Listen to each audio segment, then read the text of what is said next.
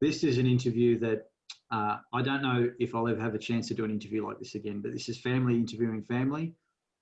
But I'm the president of the Brunswick Cycling Club, and so that's my role tonight. But I'm going to creep into some family matters, no doubt, because I'm interviewing 4 people who are very close to me, 4 people I love very much, and 4 people who most of you who are watching will know. Some of you may know them really well, or you thought you did, others not so much. But we're going to hope to find out some new things about my 4 guests. So let me, without further ado, introduce Paul, Connie, Nathan and Vanessa Boff. And firstly, good evening. Thanks. Hello. Hey. Hello. Thanks. Nathan's got the mow and he's dressed up. He's told us he's got himself ready for this. It's his first time on Zoom, so hopefully it works out. But we're not going to go to Nathan. We're going to go straight to the top. What I'd love for people to know just briefly from each of you is your earliest memory of cycling, your introduction into cycling. Again, what most people won't know, they certainly know the Giramondo connection. But Paul, you come from a cycling family, and I'd love you to be able to just briefly explain where it all started and some of your exploits on the bike as well, because you had a reasonable cycling career as well. So you're first, mate. You go for it. Yeah, good evening, Ag, and hello to everyone. Look, I grew up in Coburg, and my father was a cyclist back in Italy when he was a younger fella. And post-war, obviously things were pretty hard, so he was only able to ride the bike for a few years, and then obviously had to tend to building a future for his family. So he had to give the bike away, but he always had a passion for it, which then when my father and mother immigrated to Australia, they actually brought a bike out for my eldest brother, who had the bike for a little while, went to the Coburg Velodrome back in the day when it was still a bitumen track. And I was quite young at the time, and I believe my brother did half a dozen laps and ended up on the deck, took a ton of skin off, and the bike ended up in the garage, hung up for many, many years. As I grew up, my uncle and auntie lived 2 doors from the Coburg Velodrome, and when we often visited, and if it happened to be a Saturday night, which was and a race night at the Velodrome, I was so keen to get over there and watch the racing with my cousin. And I watched the likes of, Laurie Venn, John Nichols and all these champions of the day racing around under lights. It was very spectacular as a child to watch. And I thought, maybe one day I'll have a go at this. And with my dad's background, he was pretty keen for one of the, sons to get on a bike.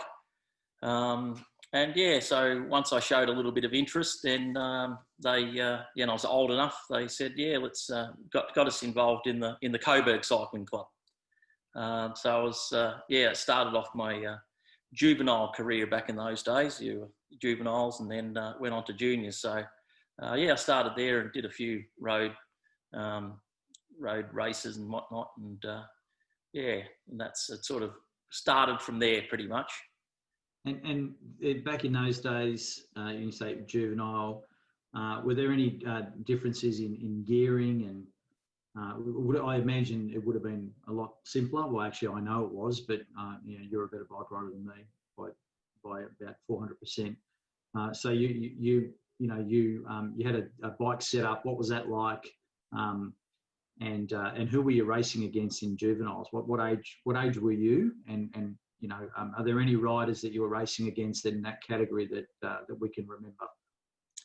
I can't recall the names, but we were restricted. It's very similar to now with the restricted gears.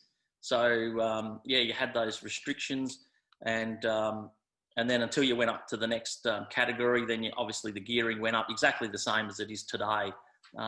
However, I believe you weren't allowed to start a racing career until you were 13. You couldn't have a license back then, whereas now they're a lot younger. I did a couple of years with Coburg, And then following that, once I got a little bit older, I was sort of in the juniors. Then I went on to the Italo-Australian Cycling Club, which was pretty much just a road-based club, which was quite social and yes, basically mainly road racing, which was quite fun. Yeah. And that's around about the time that I know I met you, and certainly, obviously, Connie, and the rest is history on that one. But yeah, the Ilo Australia Cycling Club was a much bigger cycling club then, and you're right about the social. I think as a kid, I remember the social stuff more than the riding. But you also had some time on the road. I mean, you're underplaying it. I'm trying to squeeze this out of you. You're a pretty good bike rider. You won some races. I think you may have won a club championship. I might be wrong on that too, but I might be right. And you also raced. Did you race overseas at all? Did you go over and have a go at that sort of stuff? Yeah. So when I turned 18, I decided to have a go overseas in Italy. I was fortunate enough to be able to live with my grandfather. So I actually went and spent basically 6 months with my grandfather and raced, and that was back in 1985. The setup in those days were we had amateurs and professionals. So at that time I was an amateur cyclist, so you were racing the amateur cyclists in Italy. And it was pretty much well known back then that the amateur racing was much, much harder than the pros. So the reason being was the amateurs wanted to prove themselves to then get a pro contract. The average speeds of most of the amateur racing was, in excess of 40k an hour for most races. It was a real learning curve for myself. And, I probably, after that stint, I probably realised that maybe I wasn't going to make it as a bike rider, or I didn't, probably I needed to reassess where I was going to be as a bike rider. And the difficulty I faced racing in Italy in that period was that also with Italy, they were very strict on people internationals coming to Italy. There was a lot of people wanted to race in Italy because the racing was so good. So they put limitations to how long you could race in Italy, and they would only give you a 3-month license. So even though I spent 6 months there, I had to choose 3 months of that 6 months. And once you raced that 3-month period, then you weren't eligible to ride anymore. So that was a little bit difficult because it pretty much took you 3 months to work out how to get things going. And then you pretty much weren't able to race anymore. And obviously that was to protect the local cyclists and their local scene, which is fair enough at the time. Yeah. And you so you worked out that probably wasn't going to be the career that you may have hoped for, but it was a good experience. But you kept racing when you came back, because 85, you were still pretty young. You're not that much older than me. So when you came back, it was a club racing. Was it any other level? Did you race Australs, things like that? I need to know some scalps, mate. I want to know who's the scalp, who's someone you got close to, or someone who just beat you, who you can say, if it was just for a bit of luck, I would have beaten them. Give us a name. These interviews are no fun unless you give us names. Sure. Well, I did enter a few Australs, and not being a big lad, and I was, always had a fairly decent handicap. So one Austral at Coburg, they used to run the heats on a Friday night, and then the final was on the Saturday night. Got a pretty good mark. However, I did have probably one of the best track cyclists in the world in my heat, off scratch, which was Danny Clark. However, I thought, well, I'm going pretty good. I've had a fairly decent road season, and I can, I'm not a sprinter, but I can handle myself. And I thought, well, I'll have a fair crack at this. Went bull at a gate, and I think I came into the last lap with no one near me. I think Danny was about 60 metres or more behind me last lap. Sure enough, you don't become the best track cyclist in the world for no reason. Yeah. sure enough, he pipped me by about, I don't know, a quarter of a wheel and made the back page of the Herald Sun, which was pretty terrific for me. But yeah, unfortunately, only the winner went through to the final, and you know, everyone, Oh, everyone else went home with their tail wagging. So, but no, it was a pretty exciting race, and yeah, it was a great memory. But yeah, I did win the Preston point score championship. That was a pretty by lapping the field. So I did enjoy and did do better in those more longer distance type races. yeah. Certainly, and that was mainly because of my size, and you know, I wasn't a very big set boy, I suppose, or kid. So obviously, you have to pick what suits your physique and what your abilities are. So yeah, but I did like the track. Probably wasn't as good as the track, but I did like it for the fact that if you're having a bad day, you weren't too far from the car. But on the yeah, a bad day on the road is you know, a long way back to the car back in our days. Yeah, it still is because we forced further and further away. But or if you're like me, I remember you following me in a race in Kyneton. I was typical race for me. I think 3/4 of it I was on my own, and you kept asking, "Do you want to stop? Do you want to stop?" And I didn't want to because I thought it might be my last race. It was going that bad, so I thought I'd make the most of it and take in the scenery. So I appreciate that. Thank you. But you're very modest, and um, you are a person who knows a lot about bikes. Uh, that that skill, did that come from dad, or were you just one of those kids that just probed around a lot with bikes? And because you do solve a lot of problems on with bikes, and Vanessa's taken that. Nath, you've taken none of that, but you're getting there now. Vanessa certainly has got that skill too. But where did that come from for you? I think I grew up in a pretty big family, so there was six of us children, and you had to be pretty resourceful. So often, just going to mum and dad and saying, "Can I have this? Can I have that?" The answer was probably going to be no. So the only way to get it was to actually try and work out a way of getting it yourself.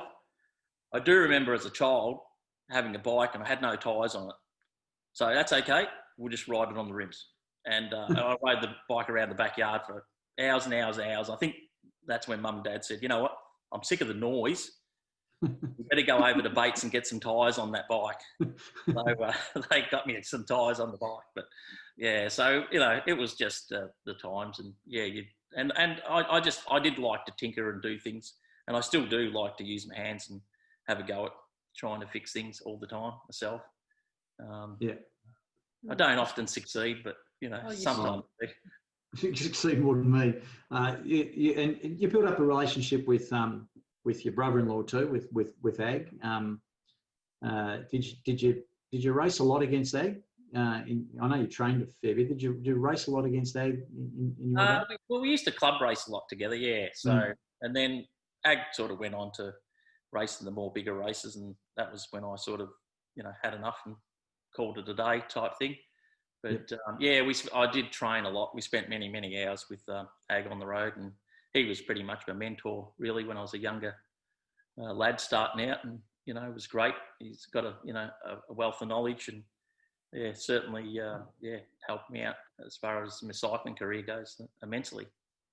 Yeah, that's good. Certainly, he certainly got a wealth of knowledge, and your brothers rode a bit too, right? Yeah, so I took sort of after Greg, who had the spill and gave it away. He never actually returned to the bikes.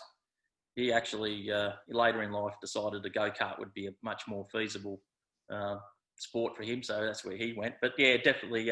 Then Robert and my older brothers, Robert and Michael, did have a stint on the bikes after I'd sort of been riding for quite a while.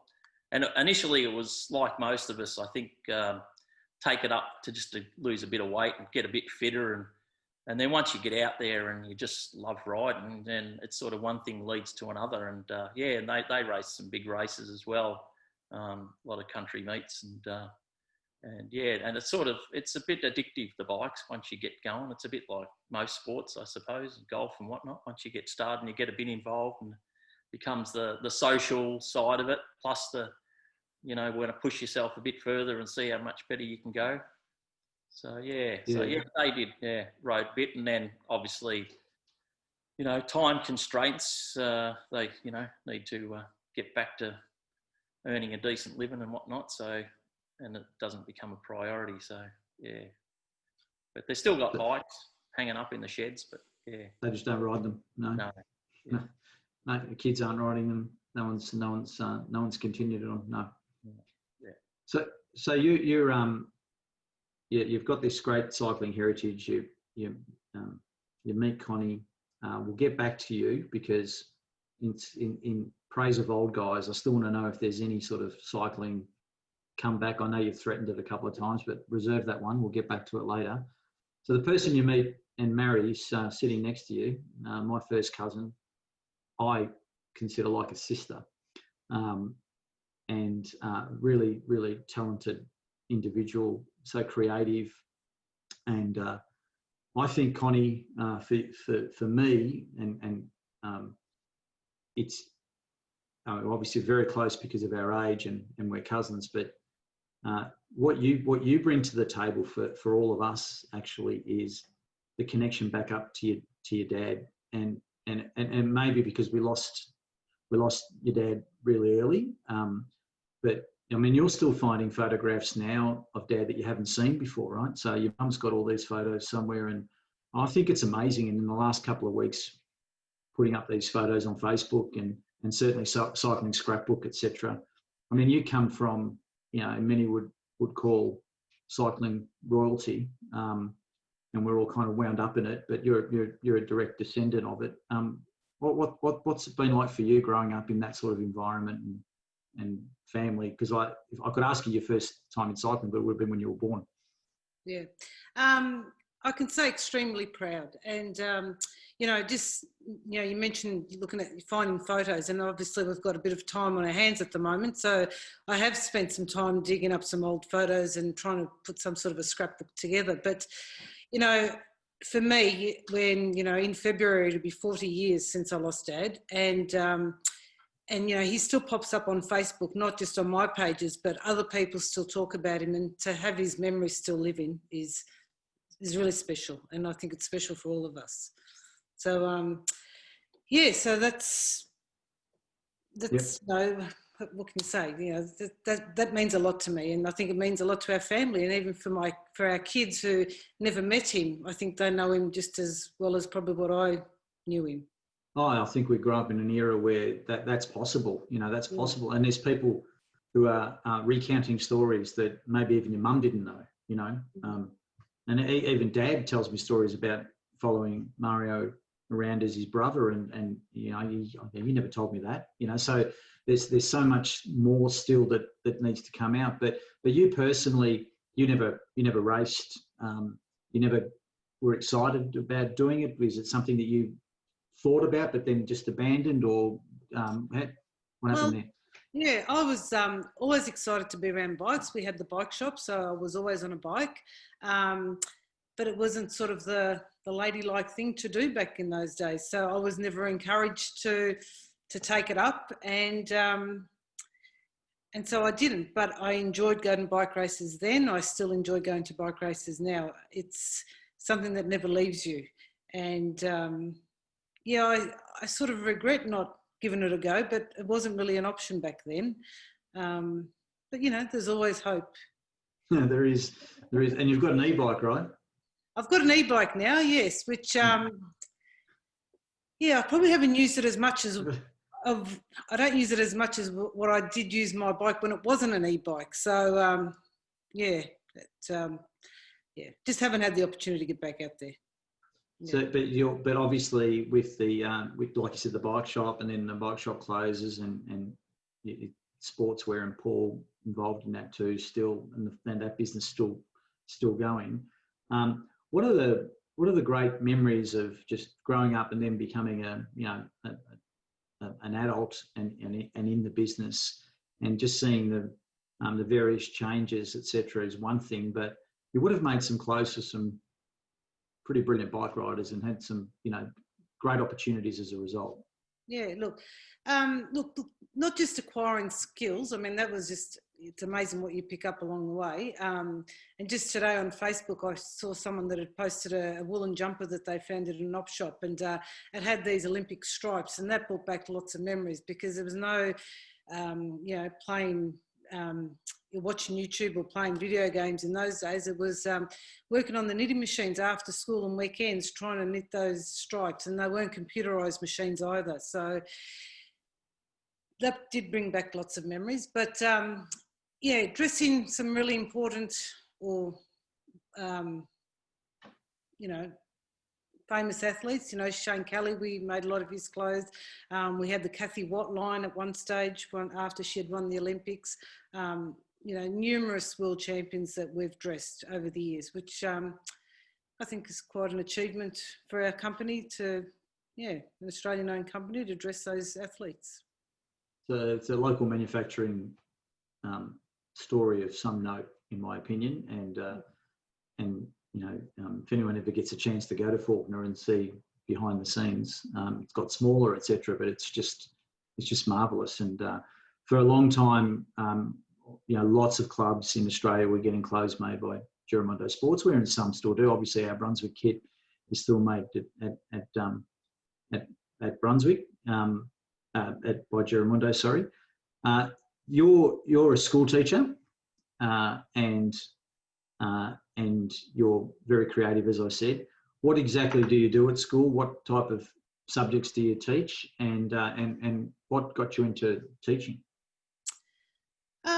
Well, I'm the arts teacher at the local primary school, but I'm also the wellbeing leader and the design thinking leader. So they're my three passions, and creativity is something that I think you're sort of born with. It's something that, working in the factory from such a young age, being resourceful, having the skills, and just creating the whole time. That whole design aspect of it has always been with me.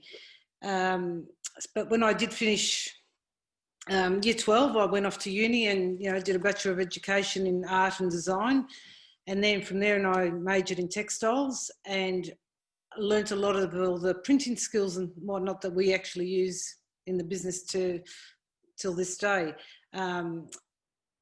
Most of you probably would know that when my parents started the business, it was primarily a knitting business where all the jumpers were made out of 100% wool, and also the tracksuits and any logos or anything that were on there were all embroidered. When Paul and I sort of came into the business in 1990, after I'd finished my uni degree, I didn't go straight into teaching. We introduced all the printing, the sublimation printing, and we were probably one of the pioneers in Australian cycling wear to do that. Anyway, how many years after having the kids and working in the business, I really miss teaching, and just that love of that innocent creativity that children can do and create with. I decided to give it a go, and 13 years later I'm still teaching in a very different platform at the moment. Yeah, so what's that been like? Challenging but rewarding at the same time. I've learnt lots of new skills. I've never taught in front of a screen to an audience of 70 children at once, because we've had to combine classes and whatnot just for timetabling sake.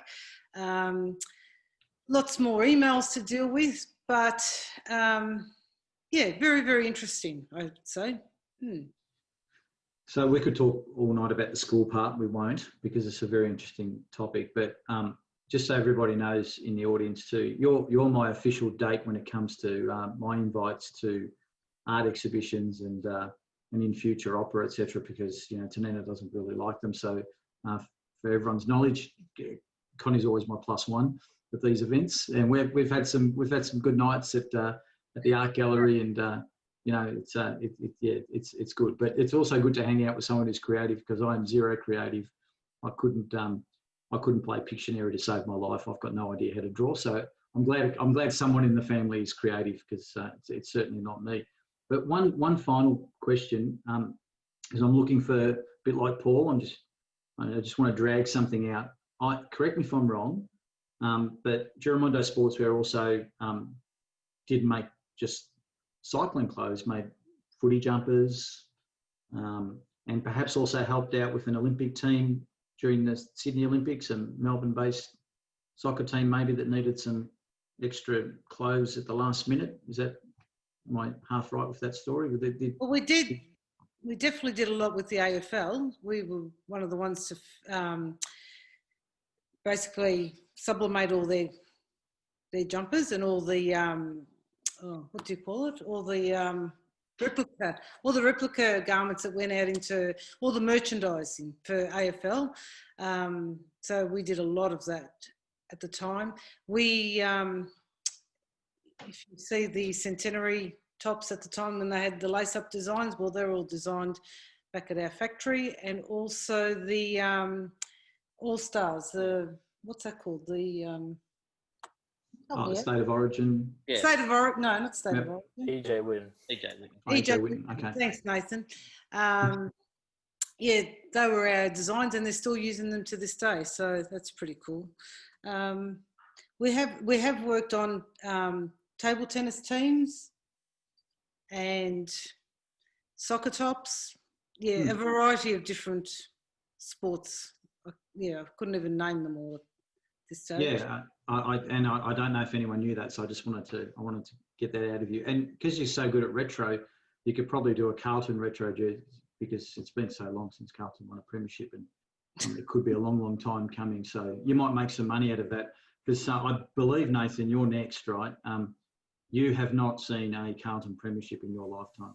I have not, unfortunately. Yeah. Well, but I shouldn't get my hopes up, so it's okay. No, I don't think any of us have lasted that long, actually. So I think I'd give it up by now. But thanks, Connie. Nath, you. I'm going to start with now, actually, before we go back with you. The other day, you posted something, Giramondo cycling or Giramondo sportswear. Yep. And I put on a comment that you're a model, or I said supermodel, I think. Have you got any little plans there? Is this something, because I know you've gone into socks before and you don't mind the clothing. What's going on here? There might be something in the stewing pot. Okay. That's All probably right. the We'll best, leave that. Yeah. best way to put it. All right. But, That's good. Yeah, there's something on its way. So you kind of, you're at that age now where you're itching to do some new things. You obviously, like your mum and your dad, and because of the family, you grew up in cycling and were exposed to it from a very young age. But what else did you do? Were you involved in any other sports as well? Because I believe you were pretty good in one of them. Yes, I was. I was a gymnast for quite a while. I started at relatively the same time that I started racing bikes. So 6, I think. So yeah, start of school. So I was a gymnast for quite a while, until a gymnast for 8 years. And I was probably equally as good as at both. And then it came to a point where I had to pick cycling or gymnastics. And I picked cycling, which now I'm kind of grateful for, because yeah, I would have been somewhat in an isolated sport. And I'm grateful that I've got a family like this that, yeah. But you really love the bike, right? I mean, you love racing. You can see it, and it's not that it's the training part, or it's the medals, and because there's been plenty of those. But what is it about racing that you like? Because I've sat next to your mum before in bike races, and it's been quite an anxious time.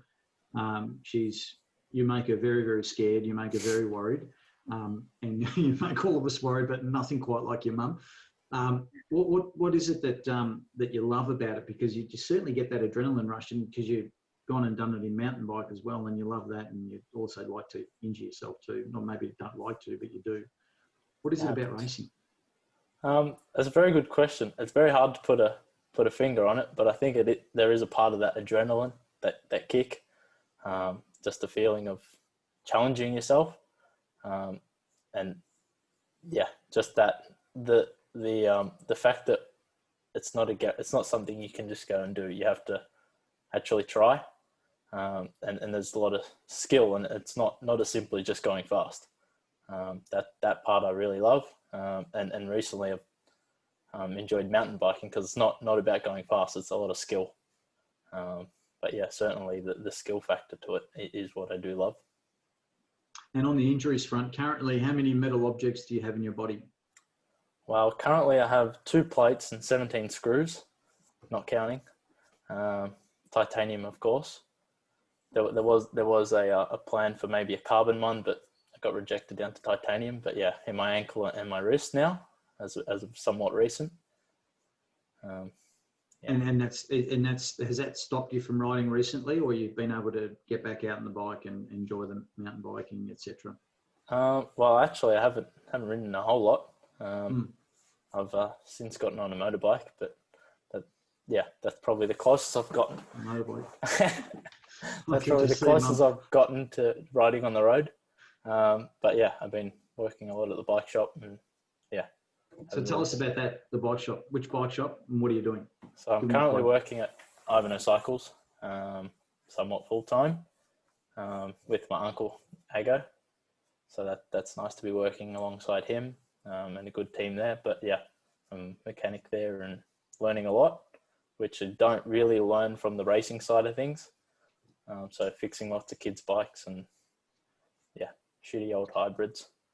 I had a bit of a dig at you before that you didn't know much about bikes when you were younger. I hope I didn't offend you, but you certainly know a lot more now. And Ag, your uncle knows a lot too. But I'm more interested in, a bit like your mum, how life's changed with online. I mean, you're not open to the public, right? So how actually does it work? What do people do? Do they book, drop the bike off, and you bring them back, or well, how does it work? Yes, at the moment we expected to be quiet, but we're busy as ever. So it's pretty much people dropping off their bikes, collecting their details, calling them, discussing over the phone what's wrong with their bike, trying to work it out, and then just doing the work and then give them a call once it's done. So it's kind of good because we're left to our own devices with their bikes, so we can work out what's wrong without their what's the right way to explain it, without their misjudgment. But yeah, I mean that's different, but it works. All right. Well, that's good. That must be very exciting and very challenging, and you wouldn't have known when you were going into that you were going to be working in this way. But yeah, it's made you better, right? And we're selling bikes. Bikes are being sold, and more people are bringing in old bikes. So all of that's just great for the sport, great for people on bikes. With your racing, mate, what's the highlight that you want to talk about? Anything that really stands out? I'm sure there's many, but I ask every one of the young riders that I interview about this, and sometimes I'm really surprised with the answer. It's not always the biggest win, or sometimes it's a great memory. Draw it back to Brunswick if you want, but just want to share one or two great memories of the racing so far. Yeah, that's a good question. Once again, it's very hard to say that's the one big moment. Certainly winning an Australian Championship with my best mate is one of the big ones. So winning the Madison Aussie Championships with Luke, that's probably the biggest, but there has been many. I think it was today or the other day, Mum showed me a photo back in under 13s or under 15s, and I'd won all the state championships possible that year. I think 6 or 7. So yeah, like there has been a lot, but yeah, depends on how you look at it. There is a lot of big ones. Oh, that one there with the best mate, that obviously is a relationship that is beyond the bike too, and with the distance now and Luke going through his own set of challenges with the Olympics, etc. How's that mateship been through this? How do you stay in contact? How do you keep each other, motivated, happy? Is it bringing up old times, or is it what is it? Do you have Zoom drinks? What happens in this sort of situation with friendships like that? Yeah, well, of course, he's over in Adelaide, so it's a bit hard to catch up with him, and especially with Corona times. But certainly message him quite a bit and talk over the phone via Snapchat, lucky. But yeah, I mean, it is hard to connect with someone there a few thousand kilometers away. So yeah, it's different, but yeah, we still talk. And what does you think of the moustache? Has it been endorsed by your friends, or is it just something that you've gone out on your own on? I think it has been endorsed, but I don't know how much meaning behind the endorsements there is. It did somewhat start as a joke, and I've said to Mum, when all this lockdown ends, it'll come off. But I think that was a good idea because, yeah, at the moment, it's still on, and I can't see it coming off for a little while. But I'm getting used to it. Keep it on. Yeah, I'm liking it now. But yeah, well, you've got no choice. You look at it often enough, you end up liking it, right? No, you don't have to look at it. You don't look bad. You look great. You really do. Thanks, Zach. As I say to people, if you hold on to it long enough, it'll come back into fashion. Vanessa, your turn. So, Vanessa, you're on the committee at Brunswick. You have had a cycling career which hasn't stopped, right? I mean, you are now VIS track endurance coach, only just recently. But what's your earliest memory of cycling? The photos that have been put up lately of little Vanessa. Do you remember any of those, or what's the earliest memory you've got of this sport? Probably, definitely going to bike races and watching. My cousins Mario and John were racing, and we would go to the Brunswick clinic to watch many Sundays. And I was about 2.5 when I was forcing Dad to take my training wheels off my bike and on a family holiday. And eventually he did, because I thought that I couldn't keep up with the older kids, and by taking the training wheels off, it was going to make me go faster.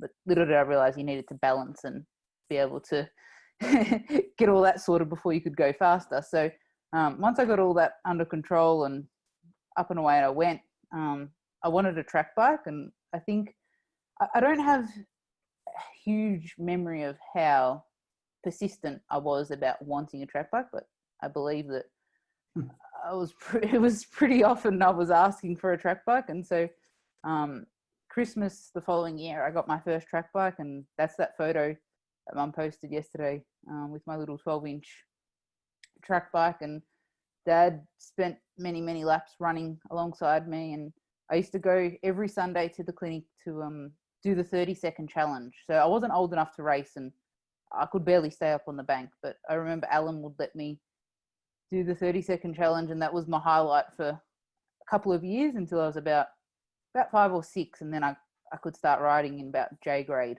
I think. So that's probably my earliest memory of riding. But I guess the memories that I have is actually watching the racing and really enjoying, like, any race that was on, going to spectate.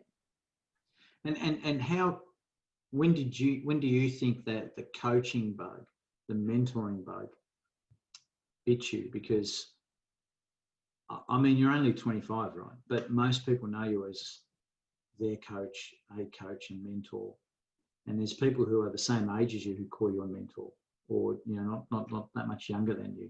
So this must be an impression you've left on people for a long time. So when did you first start feeling that I'm a bike rider, but I actually love this other side as well? Yes, interesting. I guess when I was, say, an older, or as an older junior in my later under 15s and under 17 years, I was going to national championships, and in the club, I guess there was only 1 or 2 Brunswick riders going to national championships at the time. And so on a Tuesday night at racing, I guess I used to spend a lot of time with all the other juniors, and it probably almost started there in a way, in its very early forms. Of a lot of juniors looked up to me in the club because there wasn't heaps of us being represented at national championships and things like that. And then I never saw myself as a coach, and actually at school, Mum can how true this at parent-teacher interviews, when I used to say I wanted to be a cyclist or be involved in cycling, they used to tell me, oh, there's more to life than a bike, Vanessa. And when I was sort of 16, 18, I didn't see coaching or cycling as a career. I saw it as a hobby and something I loved. But the more and more I did it, and the more opportunities I got, and I was very grateful. I got a number of opportunities. I got like a mentorship program with Hilton through Cycling Victoria, and then Cam gave me an opportunity to go and coach an NJTS that Nathan was racing and he couldn't make. I just loved it, and I realized that this is what I want to do. So you just mentioned a couple of names then. In the scheme of things, are you building up a bank of great mentors that you can that you rely on and you go to? Because you're also now working with Shane, and there's a great irony there. You mentioned before Connie making clothes as well, and I think there's also some clinic memories maybe as well. But you're working with people that you may have looked up to, and those mentors, you're almost now on the same level, or even on a course to go higher than those.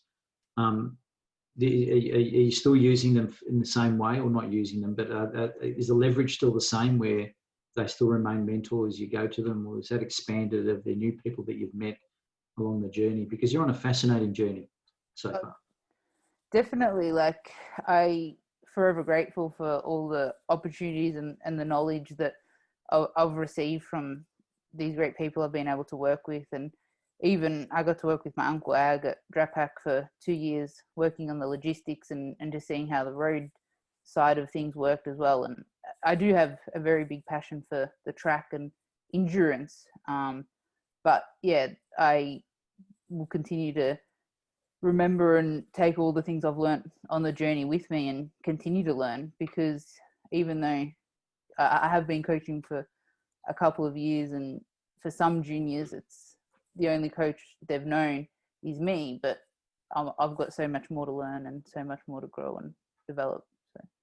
And talk about a learning curve, like Nathan, like your mum, the work practices now, the way you have to work. I mean, you've not only had to come into a new job, it's different, isn't it? I mean, what is your access to the athletes? What have you had to improvise with and change so suddenly? And I don't think you can go to anyone for advice on that, because none of us have gone through any of this. I mean, what's that been like? It's been challenging. I think probably the one bonus has been being young and a little bit more adaptable to technology, I guess. But yeah, we've had to make a lot of things go on the fly and make it work. But I guess having as clear communication as possible with the athletes and being as honest and open about how everything's going, it has been, I feel, the best course possible. But yeah, just developing new ways of training. We're doing aero roller sessions and all sorts of things via the computer. We have been fortunate enough to have a couple of exemptions for certain training things, but in the past 4 weeks during stage 4, most of our athletes haven't had access to disc or things like that. So it has been a challenging time for everyone, just making it all work. Yeah, and by the time this interview airs, it'll be a few days after the announcement. It's currently Sunday night, and there's an announcement today by Dan Andrews that not a lot of people are happy about, but I think there's at least something we can work backwards from. And I'm guessing November looks like a time when there could be some action. Are you a believer in there needs to be time on the track, time on the road before we even start thinking about competition? Because there's a lot of people that will have been either on on Zwift, etc., or at different levels of fitness. I mean, that's going to be a big challenge, isn't it? And other states are ahead, but even then, the level of racing, because you haven't been able to cross borders, is a challenge. Like, what's your opinion on this? Is November a month of getting back to the field? Is that the most important thing?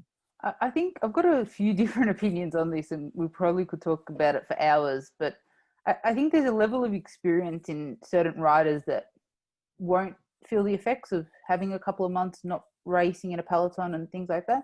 But I think for our general population of cycling in Victoria, we do need that ability to ride back in bunches and have those skills just sort of polished up a little bit, because I do think that there could potentially be accidents and things, and just that nervousness, like when a rider has a crash and sort of first race back, they're sitting off the back of the bunch a little bit.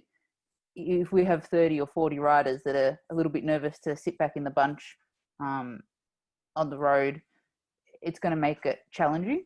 But I guess as well, like other events like individual time trials and other track events, maybe more timed events, I can't see us stopping getting into those as soon as we can. I think it's very important for our sport that we get not necessarily racing, but getting that social interaction and that enjoyment from the sport that we all love back. Because I think, and I also believe as a sport, we're so lucky to have Zwift and all these online platforms to compete on, and it isn't like the real thing, but it is something. A lot of other sports don't have that. So I think there will be that transition as well from people that have been racing on Zwift and performing really well to expecting the same results on the road and so forth. But also there's a lot of athletes that have developed a lot more skills and physiologically have improved a lot through this period of time from Zwifting, because nothing's better than training on an ergo, but yeah, it's converting that to the road, I think, is going to be into racing, etc. In racing. Yeah. So I think there's a balance of it all. If we wait too long, I think we'll lose too many riders. Yeah, it's a great challenge in all sports. Yeah, every sport's going through it, and at committee level we discuss this all the time too, about how to keep that community connected, etc. But I talk about connected. So you four, I reckon if Cycling Australia or whatever we become, cycling soon for mountain bike and BMX at the very least.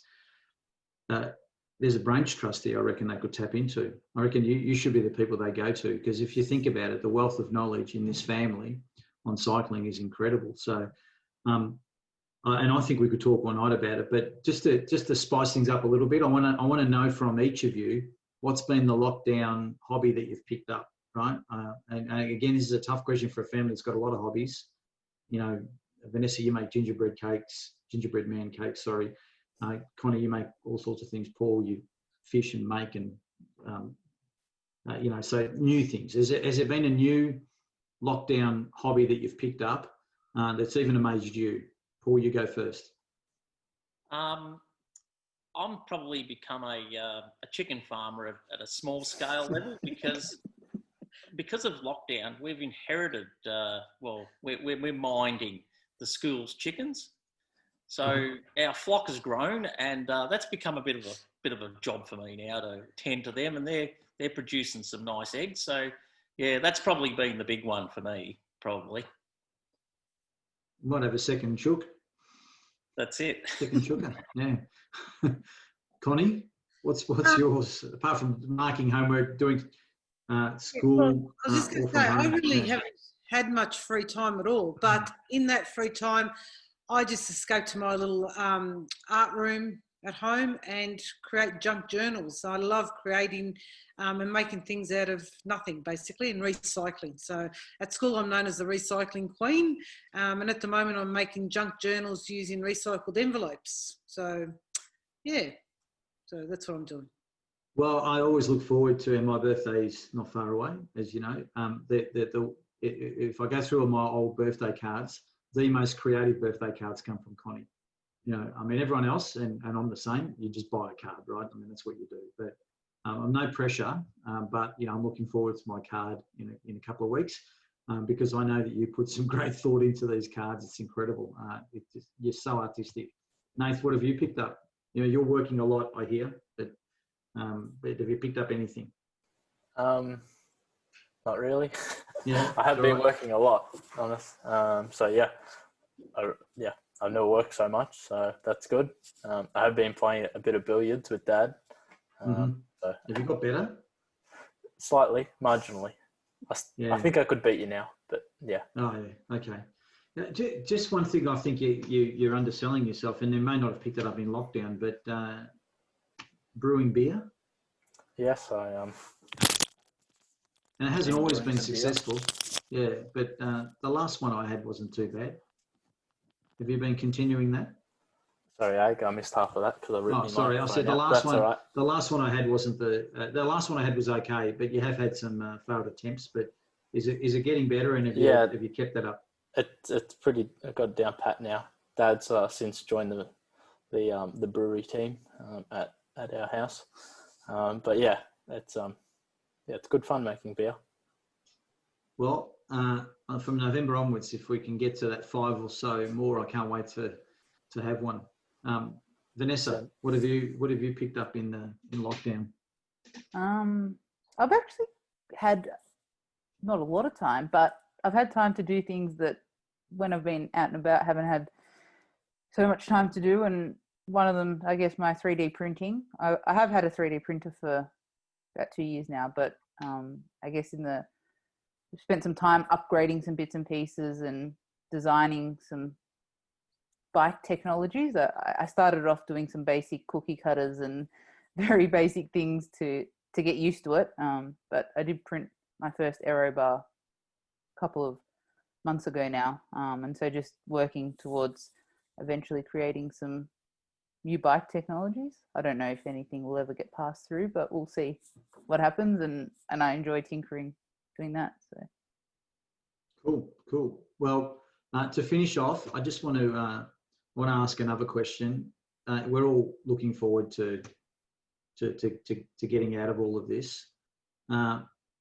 Is there a place, whether it's a bike ride, whether it's just a place outside of our 5Ks that you just can't wait to go to, and or is there something you want to eat, a place that you love? What is the one thing that you want to just get out and do when you can? Paul's going to say fishing. Yeah, 100%. How did you know that? I don't know. I want to be, middle of the bay somewhere on a nice calm night. That'd be great. Yeah, and we all want you to as well, because the tuna you catch is magnificent. Yeah, well, hopefully we can bring home a few snapper, but we've got to be able to get out there. But anyway, yeah, they'll get bigger if the longer we wait, and that's fine.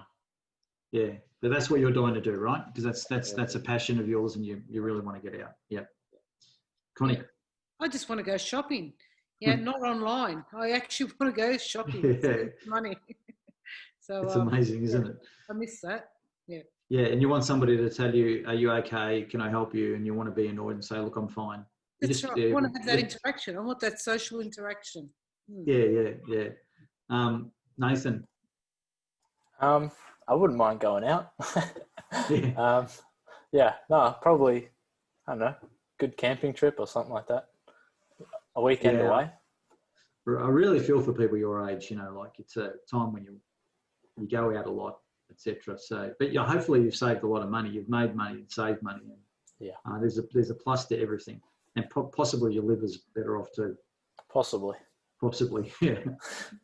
Vanessa? Maybe not. Maybe not. Okay, especially if you make that beer that's that strong. Yeah.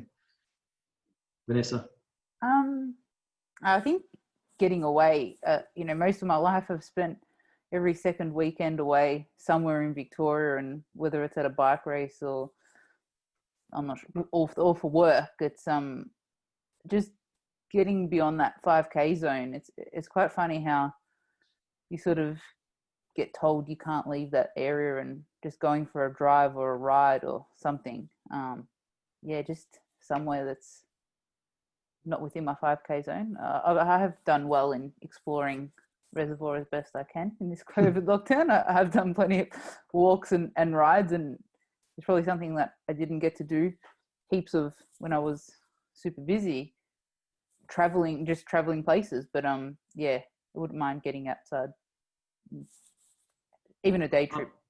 I mean, come on, from next week, we're going to be able to go 2 hours in our own 5-kilometre radius. I mean, I don't know what you're complaining about. That's very exciting.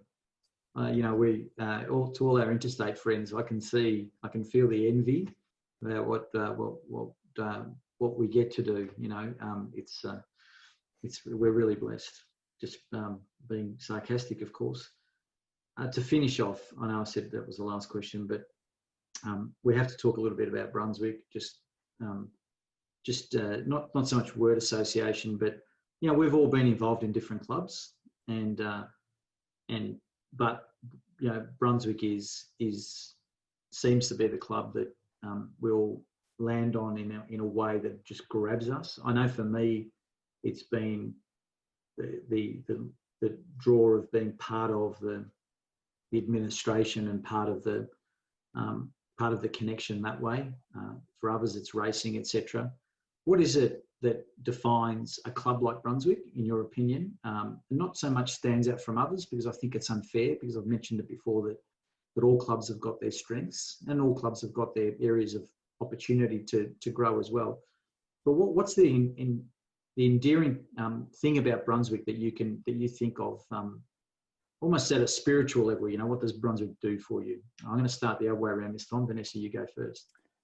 For me, it's the culture. It's the culture and the environment that the people create that makes the place so special and welcomes everyone. So, and that's what I love about it. Like, you can be a professional cyclist, or you could be a commuter, or you could be someone that's just learnt to ride a bike, and it's the place for you. So that's what I love about Brunswick. Nice. It's a group of friends. Like, since I've started, I've always had friends from Brunswick, not just my age, but for everyone, older riders, younger riders. They're all friends. Especially going away to NJTS, it was like going away with a group of friends and racing. And Tuesday nights back when I was much younger, racing, it was just going to see your friends on a Tuesday night and racing. And even when we had Thursday nights with Cam's motor pacing, it was go and ride your bike with a group of friends, and not just my close group of friends, but Cam and all the other guys there. So yeah, that big friendship group. Yeah, and trips like the Wall Smith trip, etc. You know, really symbolic of the club, in my opinion. You know, just great events that people want to go to. I know that Abe is now saying, I'm old enough, I want to go. You know, so it's something that everyone aspires to, and I think Cam does a great job on that as well, and the photos look great. Connie? I think it's like a family, you know, it's that unconditional love that I think the club has for everybody. And it doesn't matter whether you're an athlete or a parent or, you know, just, you know, I guess from another club. I've been there on occasions where everybody's welcomed. And I think that's really important for people to have that sense of belonging. And to be made and to, you know, to feel comfortable in that environment, and also the opportunities that it gives to everybody. I think, you know, there are lots of opportunities. It's up to people then to whether they take them on or not. But I think, you know, just experiences that I've had with our own kids, they've been offered a lot of opportunities, and it's helped them grow as people and as athletes and as themselves. So I think that's important. Yeah. Nice. Paul?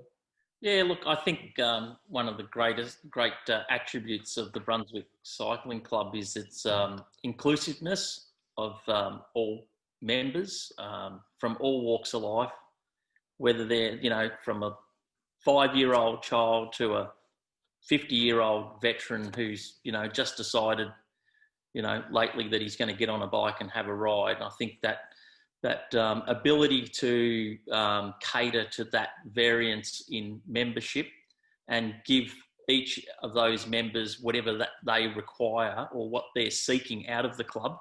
And as touched before, whether they want to be, you know, really hardcore racing, that's there.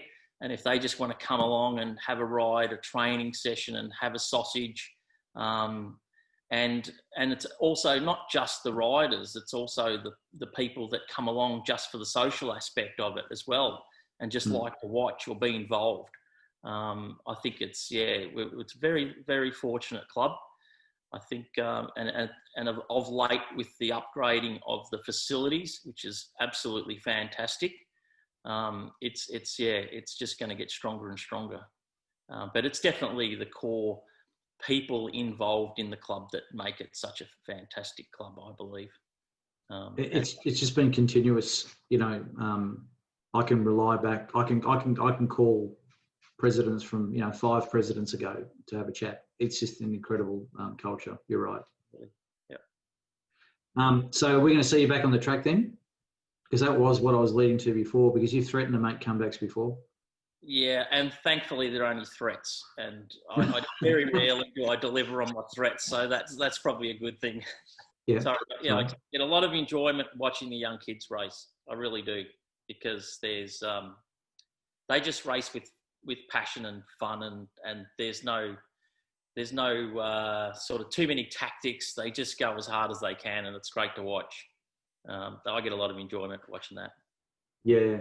If there's one thing I'm really looking forward to when we're at the better end of this is just the first clinic back. The first clinic back to see all these kids back out there, and I'm excited about the future with the pump track in it as well. And there's so many other things that will happen, and we've got such a wonderful council. But look, it's families like yours. Even though you're my family, you're a Brunswick family. And when we did the responsible parenting seminar, you're one of the families that spoke, the Plaps and the Elliots. It means you understand the sport more than just it being a competitive sport. You understand about the well-being side. You understand clearly about the coaching side, etc. The fun part, the getting back up aspect of it, and knowing that there's always this community. So I think people are going to love listening to this and watching this interview, because each of you have got much, much more that can be shared as well. The family's been involved in this sport for 70+ years. So it's an incredible legacy, and the fact that it's still carried on, and basically everybody's either employed or people involved still in the sport, says a lot about the love for it. So thank you. Thanks so much. And we'll see you soon, hopefully physically. Yeah. Thanks, Ag. Thanks Thanks, for the Ag. Thank you. Thank you.